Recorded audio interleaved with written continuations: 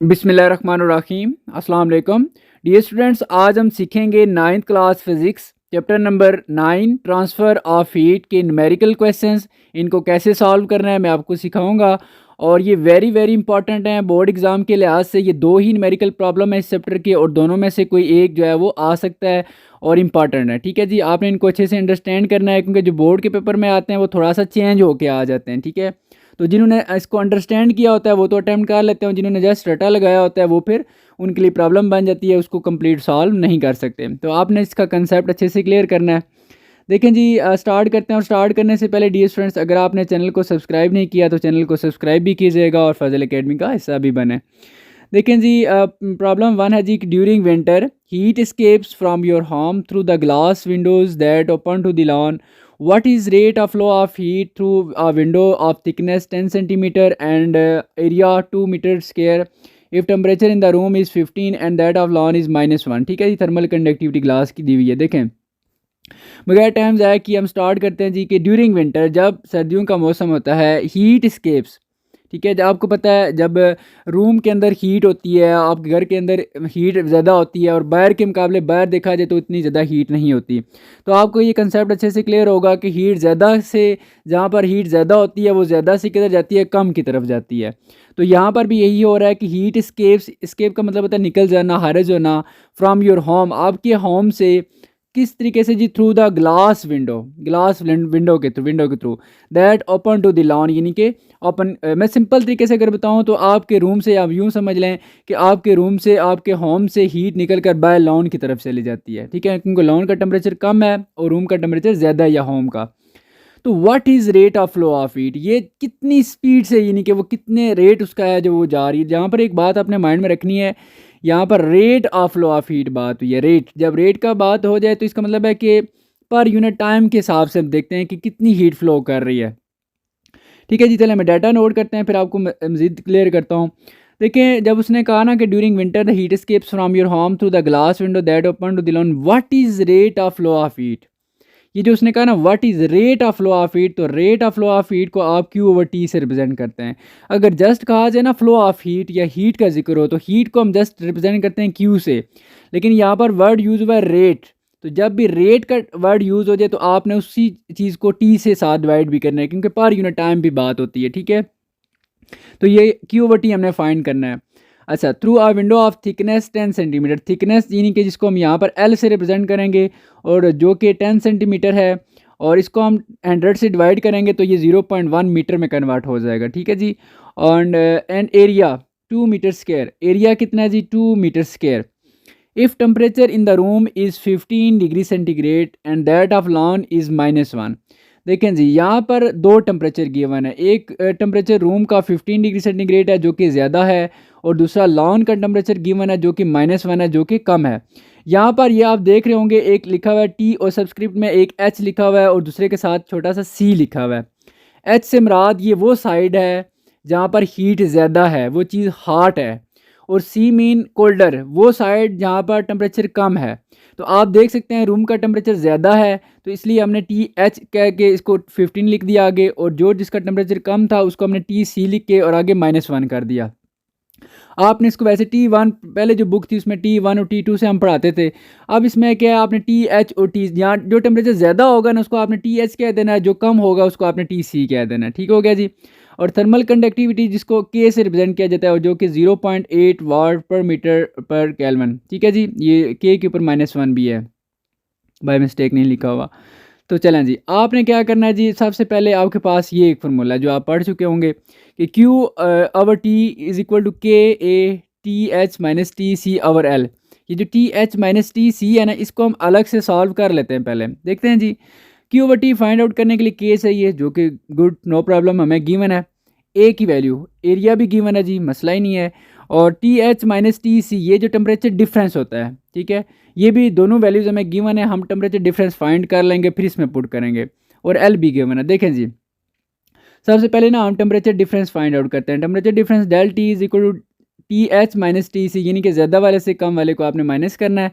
और TH 15 है minus, और TC आपके पास -1 है, तो ये 15 माइनस माइनस प्लस हो जाएगा +1, 15 + 1 ये 16 डिग्री सेंटीग्रेड आ जाएगा या सेल्सियस। इसको आप केल्विन में भी लिख सकते हैं, क्योंकि आपने मैं 8th चैप्टर में पढ़ा के आया हूँ कि जो 16 सेल्सियस में हो या केल्विन में हो, दोनों का डिफरेंस सेम होता है। ठीक है, तो इस तरह हम यहाँ पर अब आपके पास दो ऑप्शन है, आप अलग से जो है ना 15 को अलग से कन्वर्ट कर लें केल्विन में, इसी तरह जो -1 है इसको अलग से कन्वर्ट कर लें केल्विन में, फिर दोनों का डिफरेंस लें, तब भी आंसर आपका सेम आएगा। सो ये मेथड इजी है। ठीक है, अब देखें जी, आपने फार्मूला अप्लाई करना है और के की वैल्यू आपके पास 0.8 है और ए की वैल्यू आपके पास 2 है और T H minus T C, ये अगट्ठा आपने डिफरेंस फाइंड ऊपर कर लिया, ये 16 है और एल की वैल्यू 0.1 है।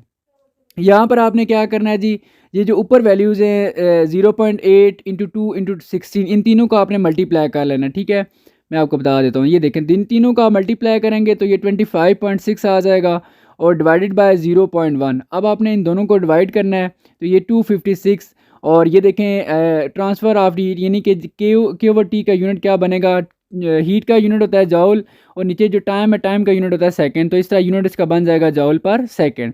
तो इस तरह हम कह सकते हैं जी rate of flow of heat जो है वो कितनी है 256 जॉल पर सेकंड, यानी कि पर सेकंड के हिसाब से इतनी हीट जो है वो फ्लो कर रही है होम से लॉन की तरफ।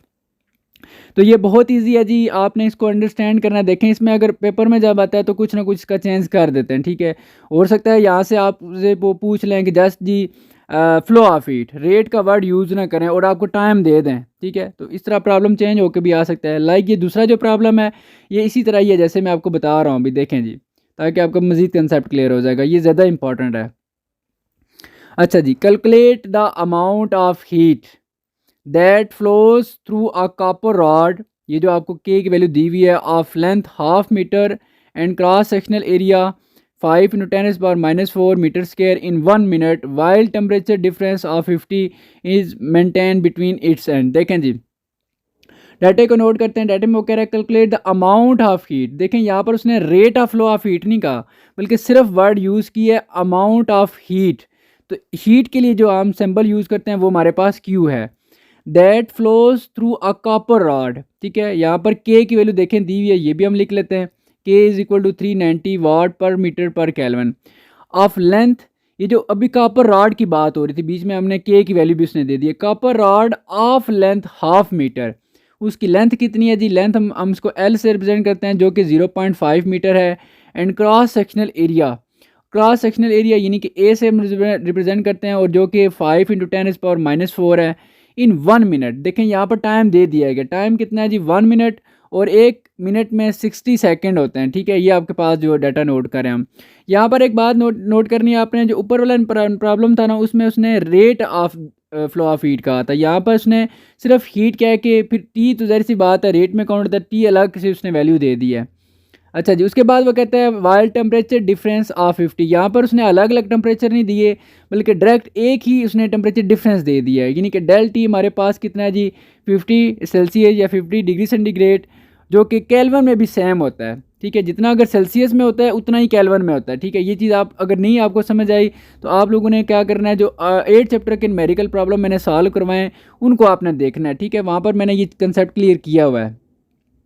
ठीक है जी, ये हमारे पास डाटा नोट हो गया। अब हम क्या करते हैं, ये हमारे पास सोल्यूशन है इस प्रॉब्लम का, कि ये हमारे पास फार्मूला है Q is equal to K A T H minus T C over L into T.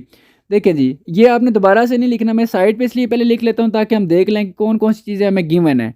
ठीक है, देखिए मैं के की वैल्यू भी गिवन है, ए भी गिवन है, T H minus T C, या गठा देखा जाए तो इसको डेल टी बोलते हैं, ये भी गिवन है, एल भी गिवन है, टी भी, सारा कुछ गिवन है।